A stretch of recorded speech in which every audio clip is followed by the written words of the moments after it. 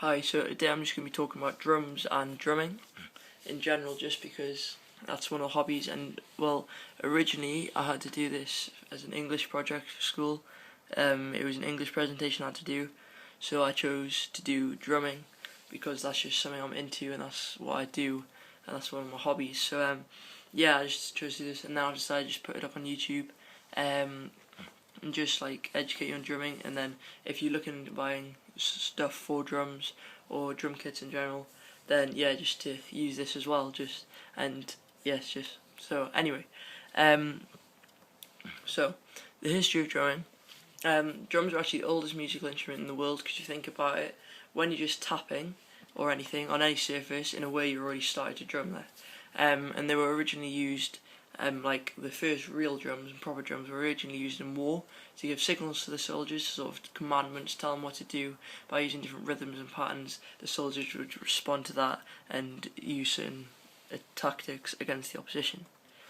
There are four main types of drumming. There's rock, jazz, heavy metal and pop.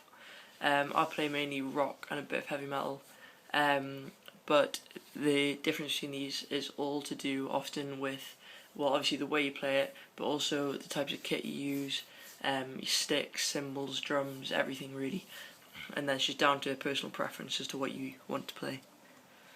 On a usual kit, there are 5 drums, a snare drum, bass drum, 2 rack toms and a floor tom. I'd say they're probably the most important drums on the kit are the snare drum and bass drum, as they're the ones you use most in your different grooves and everything. But so yeah, on a basic kit you'd usually have 5 drums, that's what you see there, but then people expand these, and as you see the rack toms, people could have 5 of these or whatever, you know, you can expand it to as much as you want. And it's the same with floor toms. You'll see kits often, say with 4 rack toms and 2 floor toms, so these are the big kits you're starting to get into, and these are often used for the heavy metal. So yeah, and again, that's just personal preference. Cymbals are just as important, because you can't have a good kit without good cymbals. So I'd say the most important there, again, the top 3, the crash, ride and hi-hats.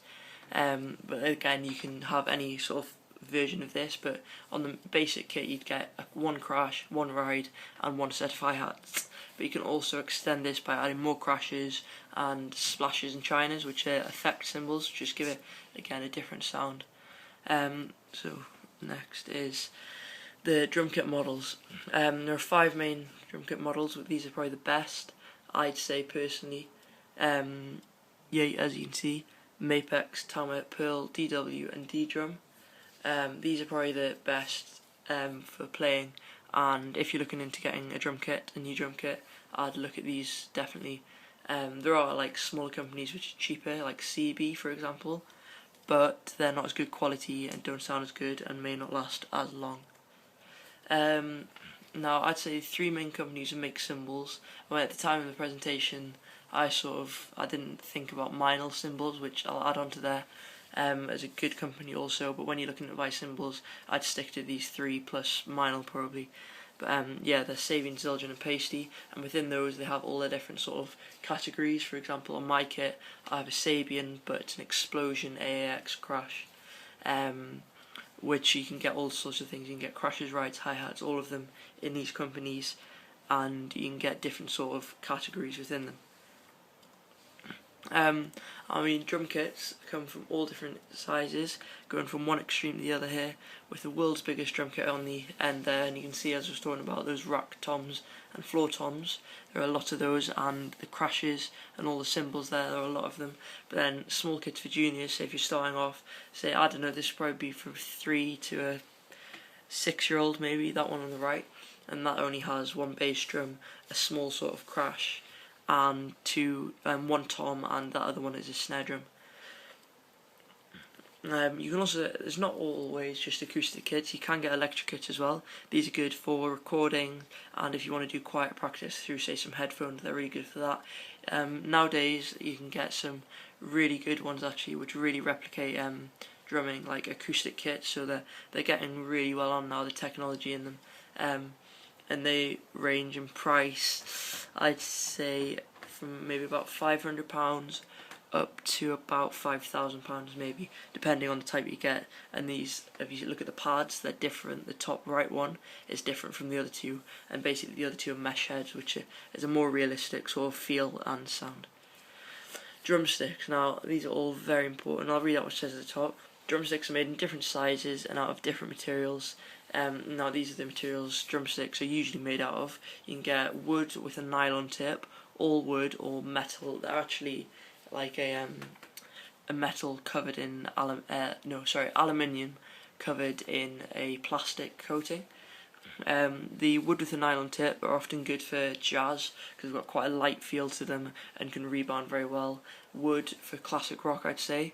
Yeah, they're good for that, and for heavy metal. But I'd say the all wood are probably your best buy if you're not too sure what type of drumming you want to be specialising in yet, because they're very good for all types of drumming. And then your metal drumsticks there, well, they are for heavy metal and metal drumming in general, because they're heavier and they will last for longer. So obviously in metal drumming you're going to be drumming very fast for long times, and their sticks are going to wear away, and these ones are especially designed so they won't wear away as quickly, so you can keep them for much longer. As well as normal sticks, there are also things called brushes and hot rods. These are either wire or plastic or wood strips sort of banded together, and these are used for usually jazz and classical music. These give a softer and a different sort of unique sound. A different style can often be used for this. Heads. Now I think they are very important, and often, like, if you don't play drums, you're not really into drumming, you probably think that the actual drum shells and stuff themselves are maybe more important, but I think the heads just make a drum, to be honest, because that's in the end of the day, that's what you're hitting. If that doesn't react well, sort of thing, to the hit, and doesn't resonate well, then it's not going to be a good drum. The three main types, I'd say, were Remo, Evans and Aquarian. You get two types of heads, the batter heads and the resonant heads. The batter heads go on the top of the drum and resonant heads on the bottom. And there are all different types of heads for whether it's a snare, a tom or a bass drum. And they again come in different designs and categories, but I won't get too much into that now because it's quite complicated and quite a lot to explain. Tuning. Well, it's very important. As it says here, tuning drums is like tuning a guitar. By tightening and loosening the lugs, lugs hold the head on the drum. You create an even sound across the drum. This is done using a tuning key. Now basically what this means is the little things sticking up around the edge of the drum are called the lugs, and you put the tuning key, which is a specially designed key. I actually have one here if I can get it. And basically a tuning key looks like this, as you can see here. Maybe it might focus. But basically, it's got a hexagonal end there. I don't know if you can see, but basically, you put this. That's what that is there. If you can put that on the end of a tuning key, and then, on the end of a lug, and then you just turn it right to tighten, left to loosen, and obviously the looser you have it, the lower the sound's going to be, and the tighter you have it, the higher the sound will be. Yeah. So, famous drummers include Joey Jordison, who I'd say he's my favourite drummer. Neil Peart and Ginger Baker. You probably have heard of most of them, I'd think. Joey Jordison plays heavy metal and nu metal, and he plays for Slipknot, but he also actually is in a band called Murderdolls, where he actually plays guitar. Neil Peart plays rock and heavy metal, and he is in a band called Rush. Ginger Baker plays blues and rock drumming, and he was in a band called Cream. So yeah, I think that's mainly the rock drumming covered and sort of jazz and stuff. But there are other types as well, such as, for example, orchestral drumming. Now you've probably seen a lot of these. I'm quickly going through this because I'm running out of time. But timpani, gongs, crash cymbals like we saw in the rock kit, bass drums and snare drums like we also saw in the rock kit.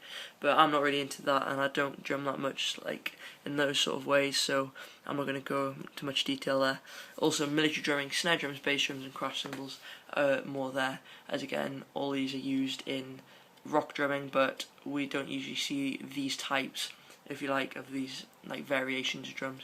Anyway, thank you very much for listening, and I hope you enjoyed the video. Thanks, cheers.